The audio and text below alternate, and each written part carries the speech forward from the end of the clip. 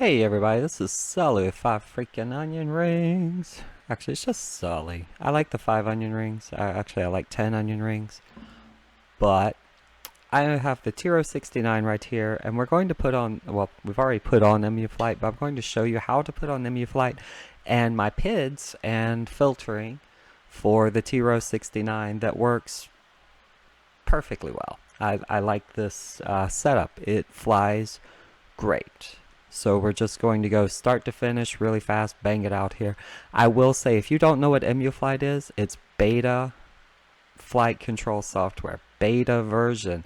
It's an offshoot of Butterflight. It has different filtering. It's just different from beta flight, and it has a couple of unique features like the Emu boost and boost limit that they're kind of like feed forward, but I like them a lot better.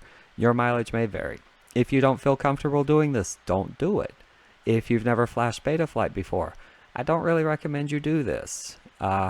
If you like to experiment and you have a quad, a couple of flight controllers that, you could brick it. So, yeah, that's all. That's just my warning. If you don't know what you're doing, don't do it. Your quad probably flies just fine the way it is.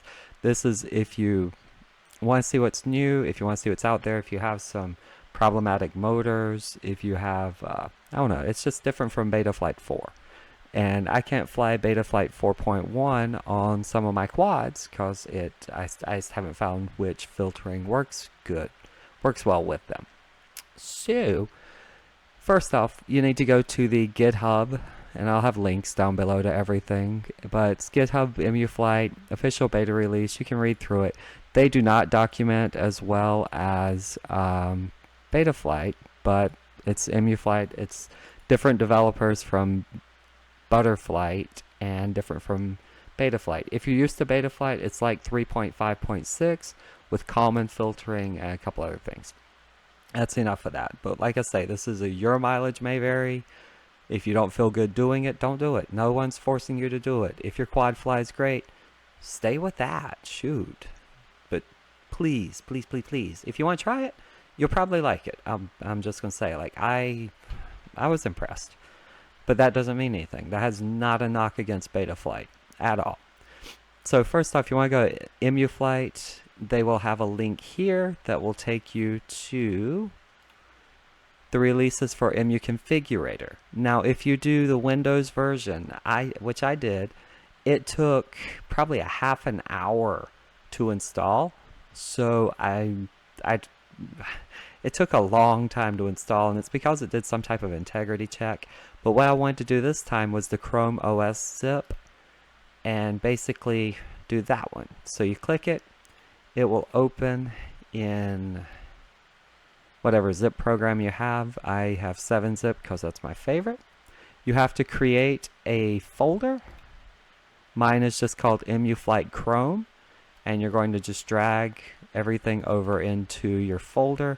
Remember where it is. Mine is I:\Emuflight Chrome. Makes it very easy for me, so I know it's the Emuflight Chrome version. Whenever they come out with a new configurator, you just have to re-download the OS and drop it into that same folder. This step is something you only have to do one time, so it makes things a lot easier. Whole lot easier. It's why I like it. You don't have to wait for any type of setups. You don't have to wait for any type of executables to run. So I like the Chrome OS versions. It's a personal preference, but it's one I like. Now you're going to go to, holy cow, I got dark. You're going to go Chrome/extensions, and you're going to do load unpacked. Navigate to your folder, and there's no executable in here or anything. You just select the folder. It's going to pop in to here, and then you're going to go to Chrome/apps. And if you're like me, I have a couple of pages. So there's my Betaflight that I always used, and down at the bottom you'll see a new tab if you have a bunch of them, or you won't see a new tab. And if you don't see this, make sure you have Chrome set to show tabs and not pages. So pretty simple stuff. You're going to click Emuflight. It will load fast as all get out.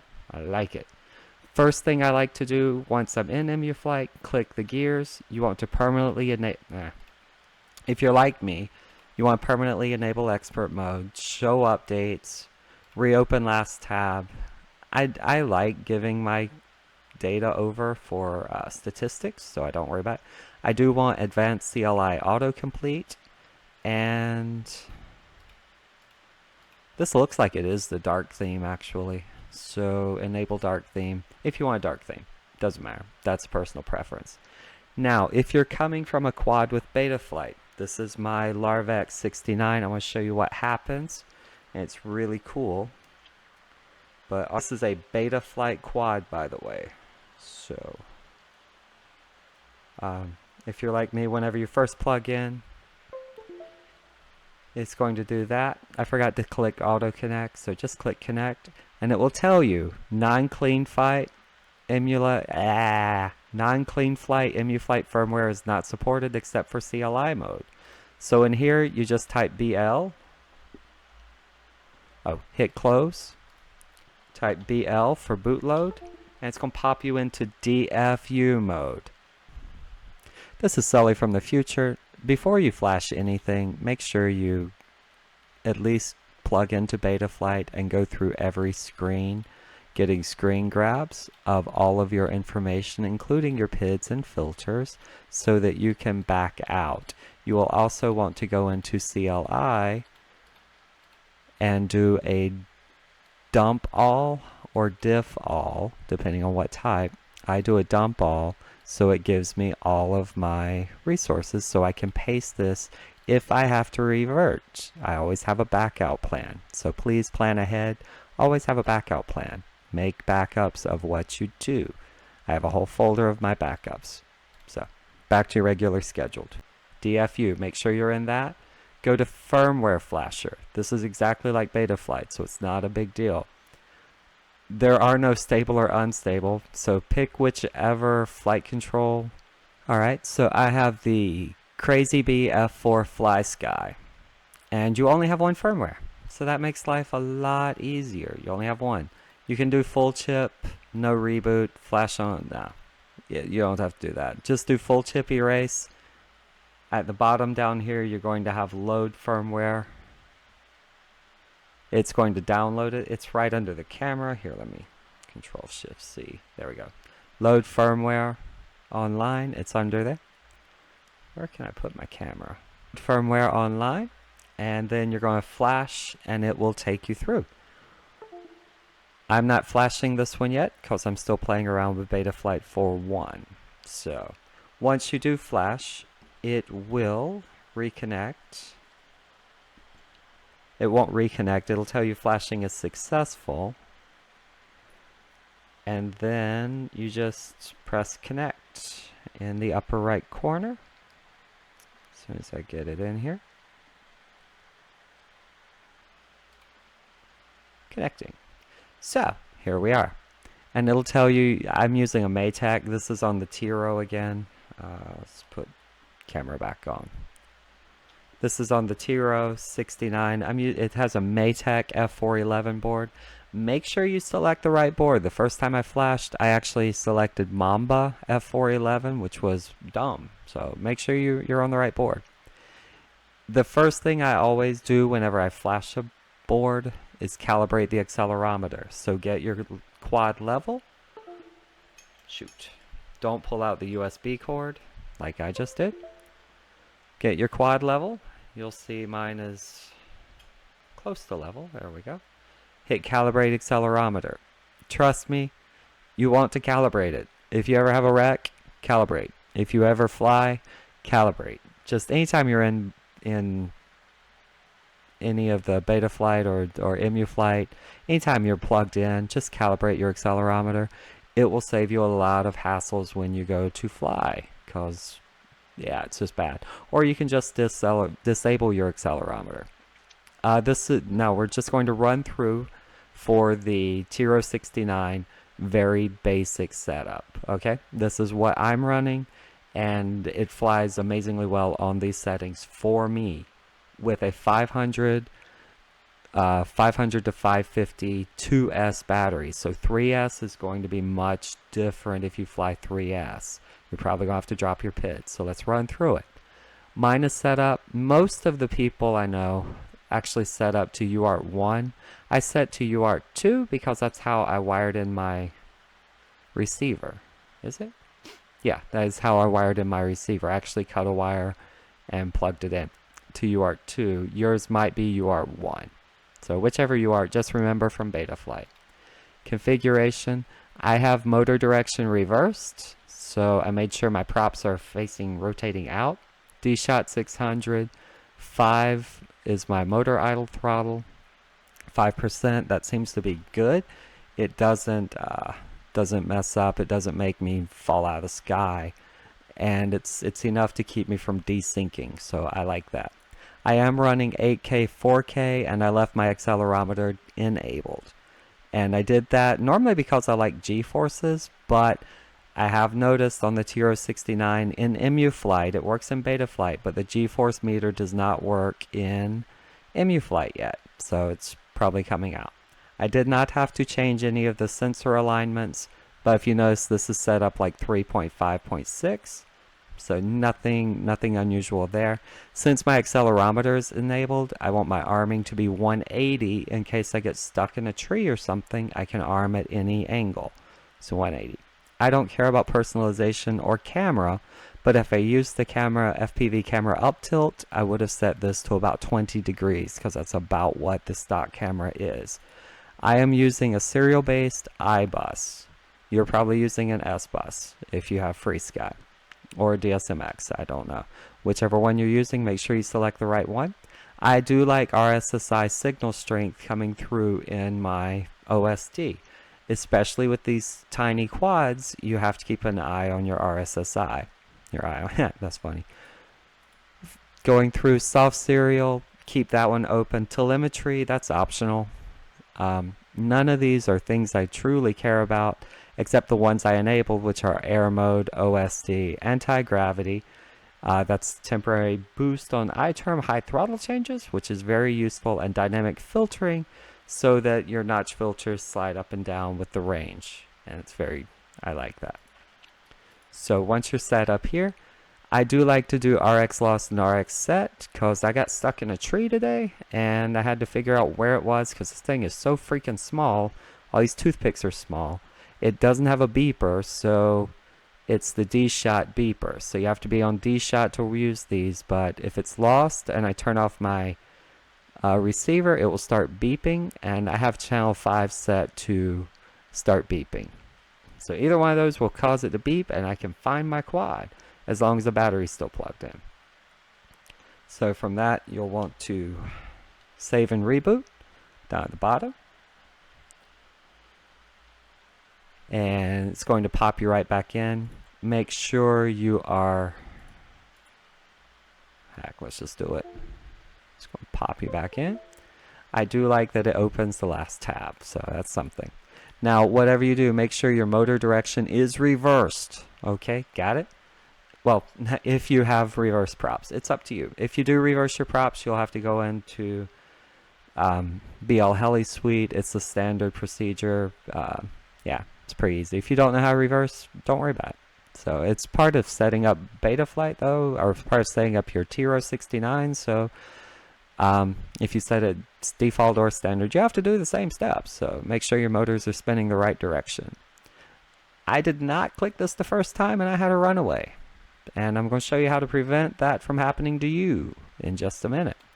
Power battery, I don't have a clue what the scale is on this because my amp meter it shows like 400 amps.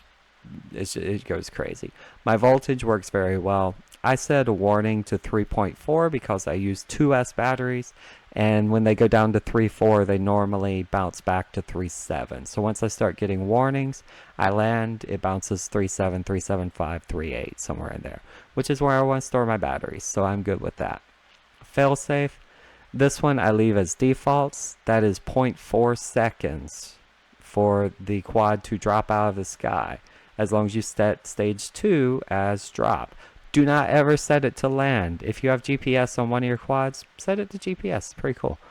Failback settings, I just leave these alone because my stage 1 failback will just, you know it's going to fail because you start putting stick inputs in and everything's just on the last throttle, so it won't do anything. I don't really set a fail-safe switch, so I just, if I ever lose and fail-safe, it'll just fall right out of the sky. I'm fine with that. PIDs, here's the fun stuff.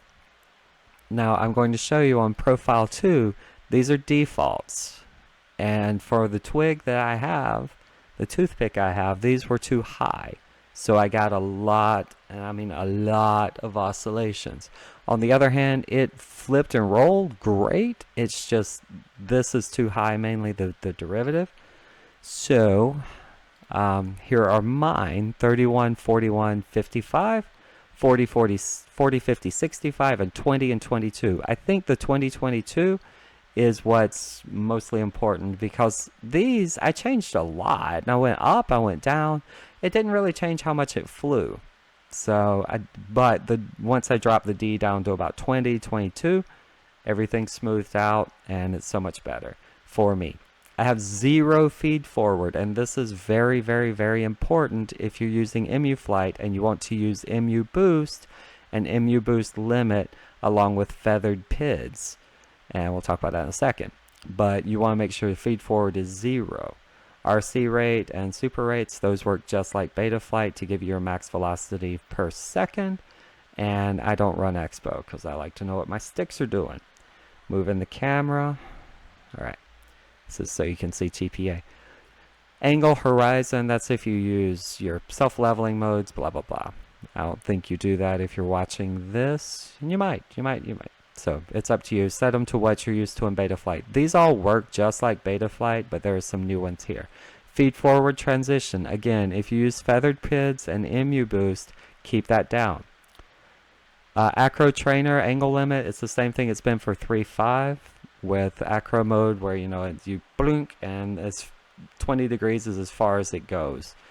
So you can't do flips or rolls if you're an Acro Trainer. That's fine. Throttle boost, that gives you a little bit of a bump up whenever you're coming out of a low throttle situation, and let's say you're doing power loop and you gotta catch yourself, it accelerates the amount of thrust you give when you're at that condition. So throttle boost, I keep it 5. I've gone as high as 10 on a 2S quad. You want some because it helps you a lot. Absolute control, it's not something I've ever used because I'm not really, I've never noticed a difference. It's air mode and iTerm relax and integrated yaw. Yeah, it's just not something I've ever done. IDK is something that is for Emuflight, and it removes excessive iTerm accumulation found at the end of quick stick movements, and it'll run a higher decay, which keeps your higher iTerm without bouncing back, and it works phenomenal. For me, the default is 4. For these toothpicks, I like it at 7, maybe 8 for the smaller one. For the Tiro, I like it a lot at the 7 range. This is where I kept it. And I don't have any bounce backs, and I really like it. Emu Boost, this is really good. It adds a little bit of a boost whenever you go to flick your sticks. And it's just a non-linear boost when you're flicking. It will cause oscillations if it's too high, but toothpicks, according to this, smaller quads can go all the way up to 1,000. So some of the developers have recommended, if you want to try something fun, if you just want to try it out, just kick this all the way up to 1,000. Don't leave it exactly at 1,000, but kick your boost limit up to 250. And that way you get a huge kick whenever you start off in your movement, and then it just limits it at 250. I put it at 100 and limited it at 35, so I got a nice kick at the beginning, and I can do some really good flippity-floppity stuff, what I call my squirrel on methamphetamines moves, and I love it. Limited at 35. That was just me. I'll probably push that higher because I really like it, and this is something I have not been able to duplicate with feed forward in Betaflight. The feel is totally different, but it's a total preference. So these you can play around with. They say if you go too high, you can cause oscillations. Fully believe it. Always, if you have questions, highlight the question marks, and they'll give you little explanations. Some of them you might understand, some of them you might not. I didn't understand them all. So with that being said, feathered PIDs. This changes the way D terms calculated, and it's smoother for freestyle pilots. But you cannot use feed forward with it. You just cannot use it. I-term rotation, that's something, same thing as Betaflight. It just removes your, if you're yawing continuously. I leave it on because it doesn't hurt anything. VBAT PID compensation, as your battery voltage drops, it basically ups your PIDs. And that way the flight feels the same. Smart feed forward I turn off. And due to this eye decay, I left I-term relax off. And I didn't notice a difference. With I-term relax on in Betaflight and I-term decay on here, I feel like they kind of duplicate each other, and I liked how eye decay felt. Anti-gravity mode, that's the same thing that's been happening in Betaflight for quite a while now. So I keep mine 5 or 8. Over here, you can check your throttle mid, your throttle expo. I don't know too many people who fly throttle expo, but if you wanted to, you can smooth out your throttle in the middle range, but that's not something I ever want to do, and I truly don't know anyone who does. And maybe you do. If you do, drop a comment below. Let me know why, because I would love to know. TPA, now these, I have to say, in Betaflight, TPA was a mystery to me. This one is so easy to understand. They separated out, so you have PID, integral, derivative right here, TPA, and your breakpoint. Now your TPAP, this at 1 means that anything over 1800, since your controller goes up to 2000, I kept mine fairly high, but anything over 1800, over your breakpoint, this will drop your PIDs to 50%. Sounds weird, but you're already at such a high area that if you get some really high oscillations, this will help mitigate those. So mine, I had 50% for my P, 40%, so my D goes all the way down to 5, which sounds bad, but is great. It took away a lot of the high oscillations. If you notice whenever you jam that throttle, you get oscillations, try this. If you can tell it's in the top quarter, you know, that's 1750 or above. If you can tell it's top half, 1500, set it wherever you notice. And just play with these. Since it's 125, that means my I term actually goes up 25%. All of my eyes, and so it just adds on. That makes it feel really locked in. I love how they separated it. I love how it's so much easier for me to understand right now. Now we're going to save here and jump over, move my camera again, to filter settings. That's up here. Don't forget to save if you change anything over here. I didn't change anything. Make sure you're still on the same profile. Now these are default filters. I have not played with the IMUF filter. This is that Kalman that everyone seems to like. It was very effective. My motors landed without a problem. This is D-term low pass, just like in Betaflight, same thing. This is different for me. It's gyro low pass, and they basically default it to low pass cutoff frequency 90 on PT1. I didn't mess with it, and to be honest, I expected my motors to come down hot, but they didn't. They came down mildly warm, cooler than any Betaflight 4 motors I've ever had. Other than whenever Betaflight was 4 was in RC modes, RC of like 1250 to 1400 on the release, not even release candidate, what you call it, development builds. After about 1500, all my filtering got out of whack, so I don't like the Betaflight 4 filters as much anymore, and I just haven't found a sweet spot for them.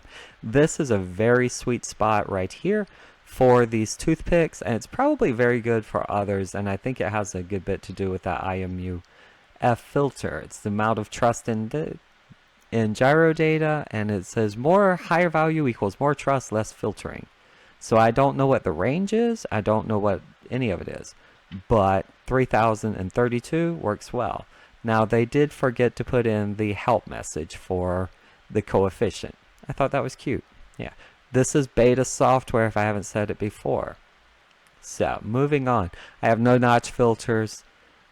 I will tell you this flies so much differently from Betaflight 4, mostly due to this EMU boost and the limit. Mostly due to these, it flies so much different. And it's great. I really was impressed, and I'll have flight video in just a minute. If you stuck this long, if you want to jump all the way to flight, I'll leave it in the link below where flight starts. Receiver, same thing as anything else. So select your FreeSky or iBoss, whatever you're using. I don't have an RSSI channel. I didn't change my stick thresholds. This is all default except filter. Filter was not default. I do like having RC smoothing. So as your stick inputs you're going, this will smooth it instead of interpolate it. So it just filters it instead of interpolating. It doesn't guess, it just filters. Makes it a little bit smoother if you are going for that flowy thing and you're not looking for exact precise movements. Filtering is just better. I feel like it's better. That's me. Modes, exact same as Betaflight. I have ARM, I have beeper, but you can still set up angle, horizon, head free, failsafe, head adjust, OSD disabled, telemetry, black box, FPV angle mix. If you set that camera control back up in configuration. Camera control 1, 2, 3. Turtle mode is enabled. Woohoo! So yeah, you get a turtle mode, you get VTX pit mode, and that acro trainer and paralyze. So those are just like Betaflight, no difference. Same with adjustments. I feel like adjustments is getting a little bit outdated. This will show you what you can adjust, but honestly, all of these that I see, you can adjust in OSD, and it's much easier. So I don't use this tab anymore. It makes me kind of sad because I used to like it, but OSD is better. Motors. If you get down this far, make sure your motors work, but please take off your props. So just plug in, make sure your motors are spinning in the right direction. You know the 9 yards here. Be careful. And mine are reversed, so I was looking for that little red thing. OSD, set up just like Betaflight 3.5. And most of this you'll notice it's like Betaflight 3.5. I have GeForce. This is the only one I found that doesn't work for me. So I get 0 output all the time, even though my accelerometer is on. So that's just a glitch I noticed. It's not a big deal. If you do use battery cell voltage, I use it all the time. I like it. If you notice, this is 3.98 volts is what that says. This battery cell voltage is not the real-time version that you get in Betaflight 4. It's the older version that we were getting where it goes 0.05 voltage increments. And it will, I don't like it as much. But it's still very useful. It's how I keep from burning out my batteries. Over here, same thing as we all have, except you're still in OSD. You only get one profile no matter what type of board you're running, so don't expect to be able to set up the 3 like in Betaflight 4. And yeah, this is my normal setup. Now I skip over all of these, but you have sensors if you have them, tethered, black box, blah blah blah. In CLI, there are 2 commands. If you're using iBus, you will want to set this command. If you want RSSI, and that's set RSSI. Oh, not alarm. Oh, darn it. RSSI invert equals on. And you want to set that so that your RSSI and OSD is like 90, 80, 90, 100 instead of 10, 0, or 1. So it keeps from triggering. So that's if you have iBus, it's inverted. You have to invert your RSSI. So that's not a big deal. Pretty easy to do. That was one. The one thing I want to tell you, you have to do if you want to be safe is set, what's it called? Auto? No. Spin? You will want to set yaw spin recovery. It's on. And crash. What's it called? Runaway. So you want to set runaway takeoff prevention. Default for Emuflight is off. You want to set it to on. So equals on. You want to set that to on.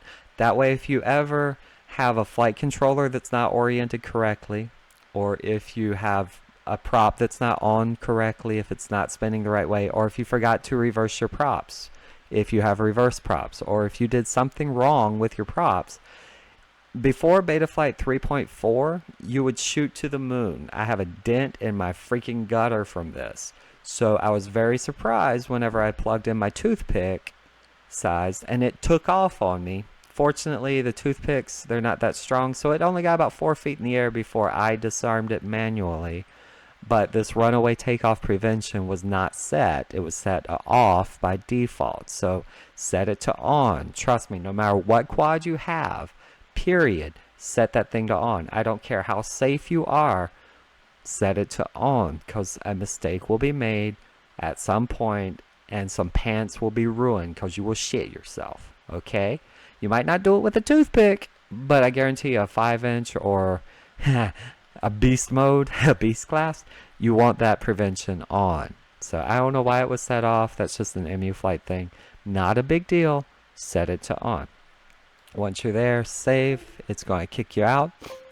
And as always, once you get back in, run through your settings, just look at them, make sure everything's saved so that you don't have to test out that stupid runaway takeoff prevention. So yeah, just run through, make sure your settings are where you want them, going back through, failsafe. I'm just doing spot checks here. PIDs, make sure I'm on the right profile, because sometimes it's very easy to switch profiles when you hit save. Yeah. Make sure they're on. Filters. Just make sure what you have is what you have. And from there, you can go fly.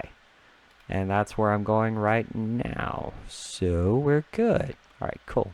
So I wasn't sure which flight I was going to do. And then I thought, why not just do the one that is the squirrel on freaking methamphetamines? Because as you can see, this is basically me trying my best to screw up the flight controller and cause as much bounce back as I could and as much prop wash as I could. And what I couldn't do was cause that much bounce back or prop wash, so I failed miserably. Miserably. It was really good. This is after I set my D gains down to the 20 and 22 level. Once I did that, all my oscillations went away, and as you can see, no bounce back, and it was really hard to induce any type of prop wash, and I basically just hammered the heck out of it as much as I could, trying to get it to do something odd. And what it was doing was basically flying exactly as if it was tied to my head and tied to my sticks, and I was impressed with that. When I tried this with the Larva X100 on Betaflight 4.1 using an extreme feed forward, it ended up just being kind of a smooth, more like a squirrel on caffeine, not quite a squirrel on methamphetamine. So, like I say, I was trying my best to rush into prop wash. I was trying to make it do things that I know will cause 1 or 2 bobbles here and there.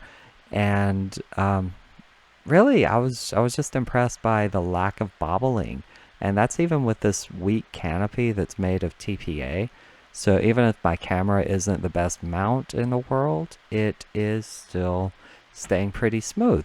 You'll also notice on the high speed runs and on the high things, there's no real bounce, there's no bobble. The eye gains are good, and you can't tell here, but it was actually a breezy day, so I was kind of perfectly happy today. I honestly spent 5 hours flying my front and backyard. All the time I had today was spent just flying, and I gotta tell you, it was a good day. But like, that move should have caused a little bit of a bobble, and it didn't. And what I noticed whenever I went flying in my backyard with Betaflight 4.1 on that Larva was that all of the little snap turns and things it caused prop wash.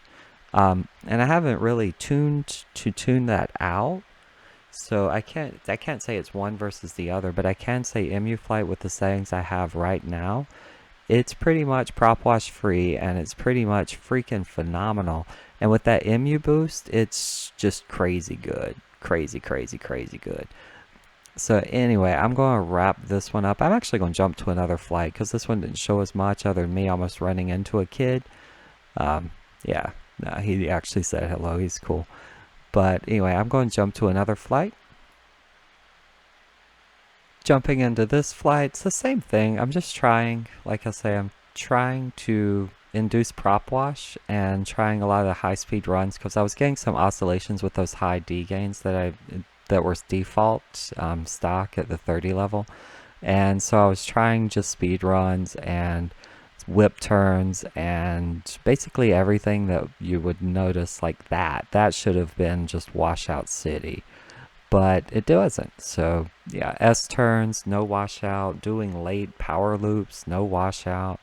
It was just kind of impressive. That should have bobbled. All of this had going backwards and such, just flipping around. And the good thing about it, even with those lower D gains, I wasn't bouncing back and I wasn't hitting prop wash. So it's like a good balance. I don't know what they're doing.